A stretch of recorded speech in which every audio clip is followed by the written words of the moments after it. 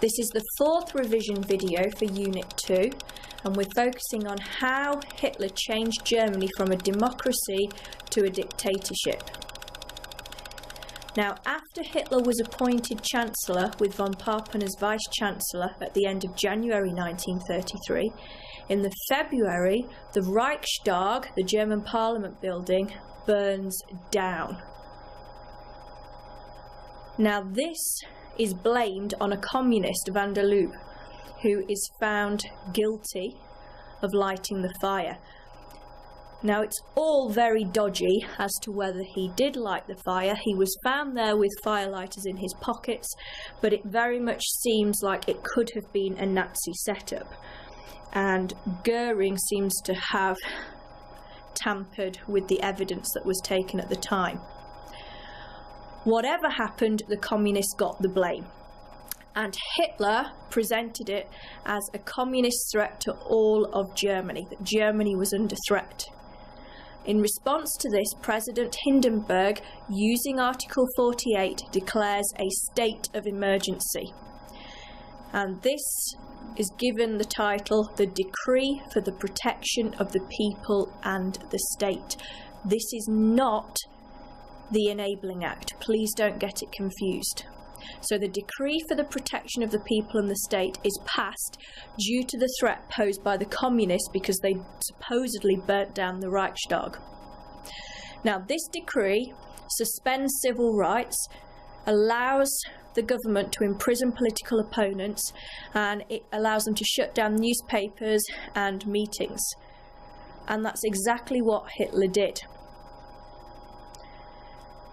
He'd shrewdly made it clear that there was going to be another election.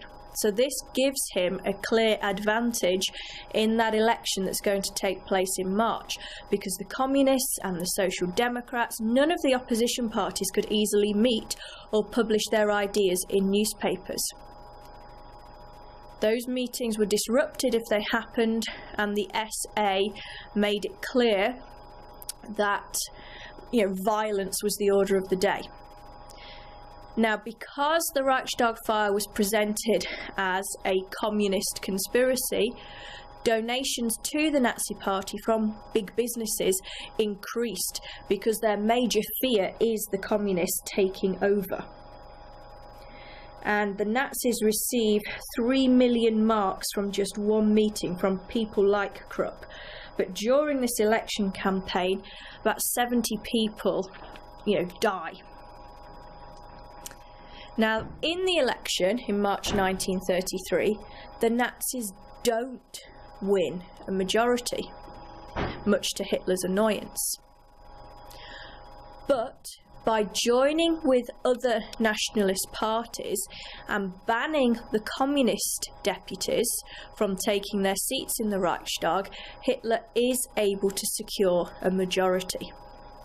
And once he's got that majority, he decides to introduce the Enabling Act. Now, the Enabling Act of 1933 is a crucial law. It allows Hitler to change the constitution, because this law states that he can make laws for 4 years without consulting the Reichstag. So there doesn't have to be a vote on anything. It doesn't have to be debated. Hitler can just say, this is law because I say it is. And the Enabling Act seems to give him the legal right to do that. Now, the Enabling Act is passed by 444 votes to 94. Many of the deputies are intimidated, they are frightened. They have to walk into the Kroll Opera House where the Reichstag is meeting, because the Reichstag building has burnt down. They're walking past the SA and the SS, who are making it clear that if they don't vote for it, they and their families will be intimidated, they're under threat. So the Enabling Act gets passed, and this is crucial because it allows Hitler to destroy democracy. So he's very clever. He's won power by winning the elections.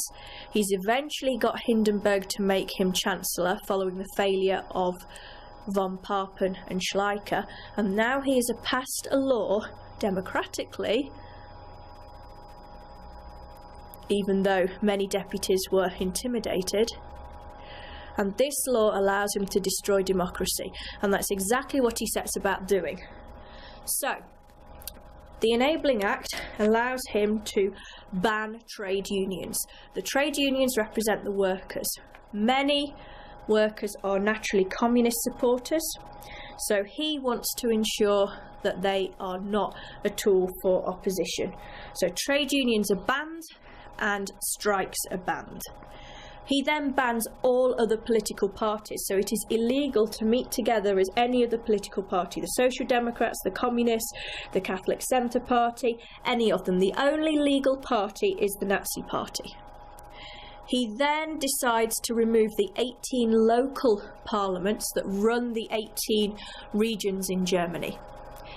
That is to give Berlin, the Nazis who are in charge in Berlin from the Reichstag, more control over the local areas. He shuts them down so that there's no local voice. And in their place, he establishes the Gau system, what we spoke about in the last video for spreading the local Nazi views across all of Germany. After he has done this, he decides to take control of the courts, making judges swear allegiance to him, setting up the people's courts, which do the trials for people accused of treason, and he signs a concordat with the Pope. That is an agreement that gives Hitler control or partial control over what the Pope can do or say in Germany, because there's a lot of Catholics there. We'll look at that in more detail in a minute. Now, fundamentally, I want to look at the Night of the Long Knives. The Night of the Long Knives is when Hitler removes potential opposition from within the Nazi Party. Now, the SA, the brown shirts, have grown huge in numbers, and they have merged with another organisation called the Stahlhelm, taking them to perhaps up to 3 million members. And Röhm, the leader, is interested in the SA either merging with the army or becoming the army. And this is a direct threat to Hitler. He doesn't trust Röhm. And working alongside the SS, he decides that he has to remove the threat that Röhm poses. And in June 1934, that is exactly what happens. Röhm is arrested, given the opportunity to commit suicide. When he doesn't, he is shot. And about 400 members of the SA are shot without trial. And this consolidates the power of Hitler and the SS. He is illegally murdering men from within his party. Now, Hitler presents this in the way that it seems like the SA were a threat to national security. And although many people were surprised by it, they didn't do anything about it. Hitler is sending out a clear message. This is what will happen to you if you oppose me. So he is silencing opposition both within and outside the party, and there is no legitimate, no legal way for opposition voices to be heard. He shut down the Reichstag. He shut down the local parliaments. The trade unions can no longer stand up to him, and he's made it clear that he is in charge of the SS and the SA, and he's in charge of the legal system. Once he has passed all of those laws between 1933 and 1934, the police state is created. Now, crucially, in August 1934, Hindenburg dies and Hitler becomes the Führer, which is basically combining the role of president and chancellor. Weimar democracy is clearly dead. So he's able then to proceed without anybody theoretically having the power to stop him. So he goes about setting up the police state. Okay, so the police state will give him total control. This is where you use the police to control people's lives. Now, one aspect of this was setting up concentration camps. The first two that are established are Dachau and Moringen. And these are places where political prisoners and undesirables, so that could be criminals, prostitutes, communists, anybody is sent. They are forced labourers. But there's 6 camps by 1939 with 20,000 prisoners. So please, within this exam, don't include information on the Holocaust. This is different from that. Now, these concentration camps are situated just outside towns and cities. People are worked to death in them, but enough people come back from them to spread the message of what they are like, which spreads fear. Another aspect of the police state is the Gestapo, the hated Gestapo, the secret police. They are non-uniform, so it's incredibly hard to identify who they are, and they have a team of informers, just ordinary people in the public, passing them information. They are able to arrest anybody who acted or spoke out against the Nazis, or even who they think might speak out against the Nazis or do something against the Nazis. People could be arrested and held without trial, and the Gestapo is outside the control of the police. By 1939, there's 150,000 people under protective arrest. So you could be locked up for doing things such as telling jokes against the Nazis. And once in prison, they were at the mercy of their guards because the legal system wasn't there to protect them. Another aspect of the police state is the SS, the black shirts, the Nazi private police force, those who carried out the Night of the Long Knives. And they are in charge of all state security services. Okay, and it's run by Heinrich Himmler. They are at the heart of carrying out the policy of racial purification. They run the concentration camps, and they are generally Aryan in appearance and fanatically loyal to the Nazis. Now, another aspect of control through the police state was controlling the churches. Now, the Pope, the head of the Catholic Church, posed a threat to the Nazi Party because Catholics believed they owed their first allegiance not to Hitler but to the Pope, and they had their own schools. Now, Hitler decides that the way he's going to control the Catholic Church is by coming to an agreement, an arrangement with them, and this is what the Concordat is. And the Nazis supposedly promised freedom of worship and that they wouldn't interfere with Catholic schools. The Pope, in return, ordered the bishops to swear loyalty, allegiance to the Nazis, and the Nazis agreed that priests would not be harassed. Now, the Nazis really ignore this Concordat. Schools are shut down. Youth groups, Catholic youth groups are shut down. Priests are harassed. But it's not until 1937 that Pope Pius XI ends the Concordat.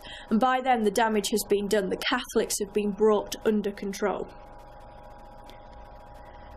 The other church movement, the Protestant church, which was more prevalent in the north of Germany, splits into two.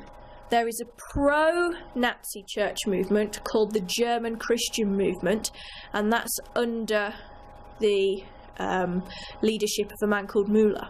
Now, they are so frightened at communism, which bans all religious ideas, that they accept that they can continue to worship within the Nazi framework.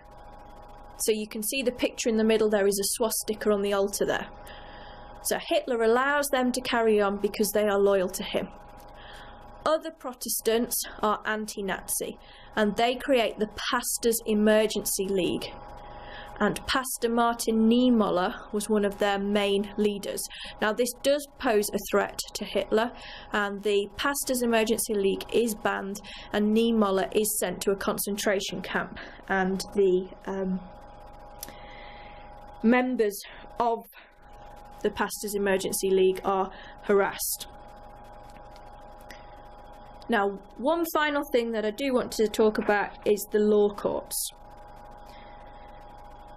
So Hitler made all judges become members of the National Socialist League for the Maintenance of the Law. And if they displeased the Nazis, they were denied membership. Now, Hitler believed that the judges would support Nazi ideas, so he gave them freedom to punish people even when they had not broken the law. And Hitler was not beyond interfering and changing sentences if he thought they were too lenient. So these are all the different ways in which Hitler controlled Germany, how he changed it from a democracy into a dictatorship. And at the root of all of this, which we'll look at in the next video, was fear.